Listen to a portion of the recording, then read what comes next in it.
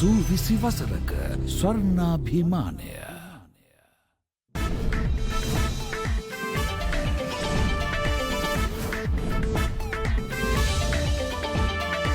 And now, live at 6:50.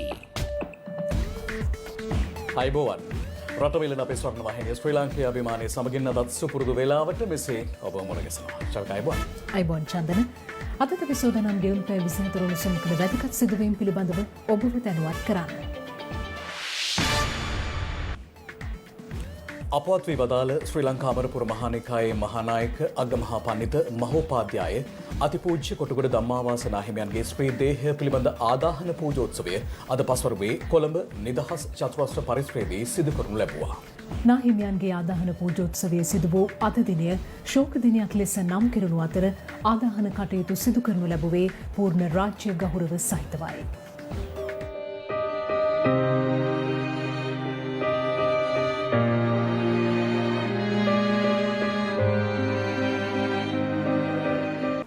ශ්‍රී ලංකා අමරපුර නිකායේ මහානායක අපවත් වී වදාළ අතිපූජ්‍ය කොටුගොඩ ධම්මාවාස නාහිමිපාණන්ගේ දේහය මහජන ගෞරවය සඳහා තැන්පත් කර තිබුණේ උන්වහන්සේ වැඩවිසූ ගල්කිස්ස ධර්මපාලාරාමයේ. උන්වහන්සේගේ ශ්‍රී දේහයට අවසන් ගෞරව දැක්වීම සඳහා ආගමික නායකයන් දේශපාලනඥයින් මෙන්ම විවිධ ක්ෂේත්‍රවල පිරිස් ගල්කිස්ස ධර්මපාලාරාමයේ වෙත පැමිණියා. අතිපූජ්‍ය කොටුගොඩ ධම්මාවාස නාහිමිපාණන් වෙනුවෙන් ත්‍රිනිකායික මහා සංඝරත්නයේ සහභාගීත්වයෙන් මතක වස්ත්‍ර පූජා කිරීම, පැන් වැදීම සහ පුණ්‍යානුමෝදනාව අද පෙරවරුවේ සිදු කෙරුණා. මහානාහිමියන්ගේ ශික්ෂ භික්ෂුන් වහන්සේලා සාම්ප්‍රදායනුකූලව අවසන් ගෞරවය දැක්වීම සිදු කරනු ලැබුවේ පස්වරු 1:30ට පමණ. ඉන් අනතුරුව ගල්කිස්ස ධර්මපාලාරාමයේ තැන්පත් කර තිබූ ශ්‍රී දේහය ඉන් පිටතට වැඩම කරවනු ලැබුවා.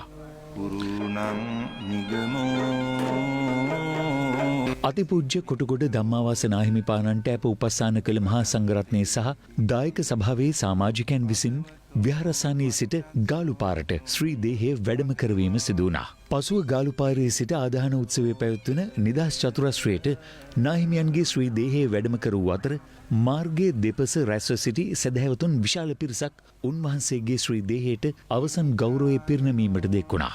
අතිපූජ්‍ය කොටුගොඩ ධම්මාවාස නාහිමියන්ගේ ශ්‍රී දේහය නිදහස් චතුරස්‍රී ආදාහන උත්සවය පැවැත්වෙන ස්ථානයට වැඩම කරවීමෙන් අනතුරුව ඉදිකර තිබූ සුවිශේෂී පීඨිකාවක තැන්පත් කරනු ලැබුවා. උන්වහන්සේගේ ශ්‍රී දේහයට අවසන් ගෞරව දැක්වීමට ජනාධිපති ගෝඨාභය රාජපක්ෂ, කතානායක විපක්ෂ නායක ඇතුළු පක්ෂ විපක්ෂ දේශපාලන නායකයන්ද මේ ආදාහන උත්සවයට එක්ව සිටියා. ගිහි පැවිදි නායකයන් රැසක් අතිපූජ්‍ය කොටුගොඩ ධම්මාවාස නාහිමියන්ගේ දේහය පිළිබඳ ශෝක ප්‍රකාශ ඉදිරිපත් කිරීමද සිදු කළා. ඉන් අනතුරුවයි මහා නාහිමියන්ගේ ශ්‍රී දේහය පිළිබඳ ආදාහන පූජෝත්සවය සිදු කෙරුණේ. භික්ඛු කායේ කායානුපස්සී විහෙරති ආතාපි සම්පජානෝ සතිමා විනේය ලෝකේ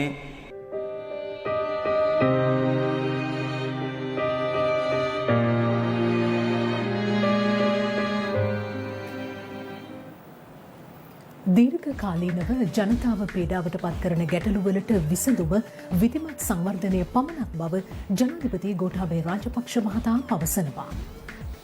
ජනාධිපතිතුමා මේ බව ප්‍රකාශ කළේ ඊයේ ශ්‍රී ලංකා පොදුජන පෙරමුණේ අනුබද්ධ සංවිධාන නියෝජිත හමුව අමතමින්. ශ්‍රී ලංකා පොදුජන පෙරමුණේ අනුබද්ධ සංවිධාන නියෝජිත හමුව ඊයේ ජනාධිපති ගෝඨාභය රාජපක්ෂ මහතාගේ ප්‍රධානත්වයෙන් නුගේගොඩ වැලිපාක්කේදී පැවැත්වුණා. ජනාධිපතිතුමා මෙහිදී අවධාරණය කළේ දීර්ඝකාලීනව ජනතාව පීඩාවට පත් කරන ගැටලුවලට විසඳුම විධිමත් සංවර්ධනය පමණක් බවයි. දැන් අද ලොකු කතිකාවක් තියෙනනේ පරිසරය, අපේ රජයේ පරිසරය විනාශ කරනවා කියලා. මේ ස්ථානය ඉස්සර වැලිපාක් කියලා හඳුන්වපු වැලි ගඩොල් ගල් ගොඩ ගහලා තිබුණු මෙතෙන්ට මම පළවෙනි දවසේ එනකොට මෙතන කසිප්පු පෙරනවා. කසිප්පු පෙරපු මිනිස්සු දීවුවා. මේ එහෙම ස්ථානයක් මේ තියෙන ගස් ඔක්කොම එදා අපි ගෙනල්ලා ඉඳපු ගස්. මේ එකක්වත් මෙතන ගස් තිබුණේ නැහැ. මේ වගේ හැම තැනම අපි හදලා තියෙනවා. කෝට්ටේ නගරය, කොළඹ නගරේ හරිත නගරයක් බවට පත් කරේ මහින්ද රාජපක්ෂ ජනාධිපතිතුමාගේ දෙවන දූර කාලය තුලදී. මේ ගස් ඇත්තටම අපි පොඩි ගස්, මී ගස්, කුඹුක් ගස් මේවා ඉන්දිය අද මේ විශාල ගස් බවට පත් වෙලා තියෙන්නේ. මේවා කිසිම දෙයක් මේවා තිබුණේ නැහැ. ඉතින් අපි පරිසරය කියන එක පරිසරය නිකම් තිබ්බොත් තිබට හරියන්නේ පරිසරය සංවර්ධනය කරන්න ඕනේ. මේවා ගැන කිසිම ප්‍රතිපත්තියක් නැති වැඩපිළිවෙලක් නැති අය තමයි බොරුවට අද කෑ ගහන්නේ. මේක අපි ජනතාව හැබැයි ඉතින් Facebook එකේ මාධ්‍යවල මේව දැම්මම ජනතාවත් ඒව විශ්වාස කරනවා. ගිය පාර අර බොරු මත දූෂණය කරා සල්ලි හම්බ කරා සුදු ඈන්නේ වුණා ඔය වගේ මත ගෙනා වගේ දැන් බලලා දැන් මේ ගෙනත් තියෙන පරිසරය. මේ කාලය ඇතුළත අපි විශේෂයක් වෙලා අපි කපන්න ඉඩ දීලා කාටවත් අනුමත කරලා එහෙම කළා නැහැ. පාස්කුරිදා ප්‍රහාරය සම්බන්ධයෙන් විමර්ශනය සඳහා ජනාධිපතිවරයා විසින් පත් කළ කොමිසමේ වාර්තාව සම්බන්ධයෙන් පැවැත්වෙන පාර්ලිමේන්තු විවාදයේ දෙවන දිනය අදයි. එහිදී පළ වූ අදහස් කිහිපයක් වෙතයි දැන් අවධානය. දැන් අපේ රටේ මොකද්ද තියෙන මේ කොමිෂන් වාර්තාවේ තත්ත්වය? මේක අර්ධ වාර්තාවක්. කොටසක් එළියට දාලා තියෙනවා. කොටසක් ජාතික ආරක්ෂාවේ නාමෙන් හංගගෙන තියෙනවා. ඇමරිකාවේ 9/11 වාර්තාවේ මොනවත් හැංගුවේ නැහැ. 9/11 රිපෝට් එක කමිෂන් රිපෝට් එක ඇමරිකා එක්සත් ජනපදයේ පිටු 28ක් අඩුයි.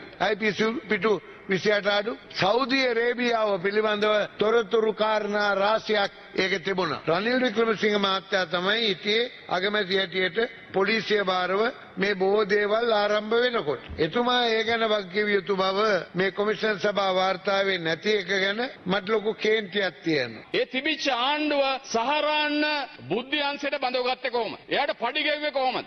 සහරාන්ට පඩි ගෙව්වා.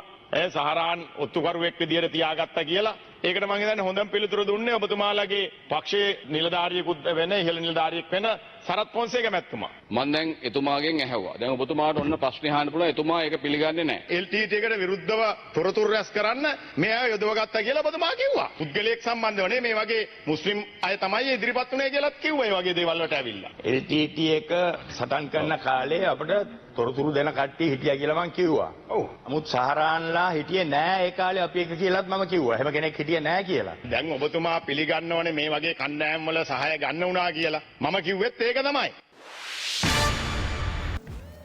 පදනම් විරහිතව මෙරට අභ්‍යන්තරයට ඇඟිලි ගැසීමට මානව හිමිකම් කවුන්සිලය දරන උත්සාහය ප්‍රතික්ෂේප කරන බව විදේශ කටයුතු අමාත්‍ය දිනේෂ් ගුණවර්ධන මහතා පවසනවා. ශ්‍රී ලංකාවට එරෙහිව එක්සත් ජාතීන්ගේ මානව හිමිකම් කවුන්සිලයේදී සම්මත වූ යෝජනාව පිළිබඳව අද පාර්ලිමේන්තුවේදී විශේෂ ප්‍රකාශයක් කරමින් අමාත්‍යවරයා මේ බව සඳහන් කළා. එක්සත් ජාතීන්ගේ සංවිධානයේ මූලික අයිතිවාසිකම් හා පරමාර්ථවලට කැප වෙලා කටයුතු කිරීමේ අවශ්‍යතාවය ශ්‍රී ලංකාව දිගටම දැක්කා. අදත් දකිනවා අතිගරු ජනාධිපතිතුමාගේ නායකත්වයෙන් අපි එක්සත් ජාතීන්ගේ සංවිධානයේ සියලු ආයතන සමග කටයුතු කිරීමට දිගටම කටයුතු කරන්න පැහැදිලි ක්‍රියාමාර්ගයක අපි ඉන්නවා. මේ සම අනුග්‍රහයෙන් ශ්‍රී ලංකාව නිදහස් කරගෙන ශ්‍රී ලංකාවේ ආණ්ඩු ක්‍රමය ව්‍යවස්ථාව අනුව යම්කිසි අසාධාරණයක් යම්කිසි වැරද්දක් සිදු වෙලා තිබෙනවා නම් ඒ සියලු දෙනාට පැමිණිලි කොට විභාග කරගත හැකි පරිදි ශ්‍රේෂ්ඨ අධිකරණ විනිශ්චයකාරවරයෙක්ගෙන් සමන්විත කොමිසමක් පත් කරන්න ජනාධිපතිතුමා ගත් තීරණය අපි දැනුම් දීලා ආවා. මේ රටක අභ්‍යන්තරය ගැන හියුමන් රයිට්ස් මානව අයිතිවාසිකම් කොමිසමකට කරුණු වාර්තා කරන්න හෝ කියන්න පිළිවෙල නෙමෙයි. රටේ සෞඛ්‍ය තත්ත්වය ආරක්ෂා කර දීමට රජය ගත්ත පියවරවල් ගැන තොරතුරු නොදැන වාර්තා කරනවා. පළාත් සභා ඡන්දේ තියාගන්න බැරි වී තිබෙන හේතුව දන්නේ නැතුව ඒක වාර්තා කරනවා. ඉතින් මේ වගේ පදනම් රහිතව ශ්‍රී ලංකාවේ අභ්‍යන්තරයට ඇඟිලි ගැසීමට දරන උත්සාහය අපි ප්‍රතික්ෂේප කරනවා. ඒ කරන්නම වරමක් මානව හිමිකම් කොමිසමට නැහැ. මෙතන අද දවසේ වැඩි අවධානයකට ලක් වුණු පුවත්. ඒ ගැන වැඩි විස්තර සමගින් අප රාත්‍රී 8ට ඔබ මුණ ගැසෙනවා. සුබ රාත්‍රී. සුබ රාත්‍රී.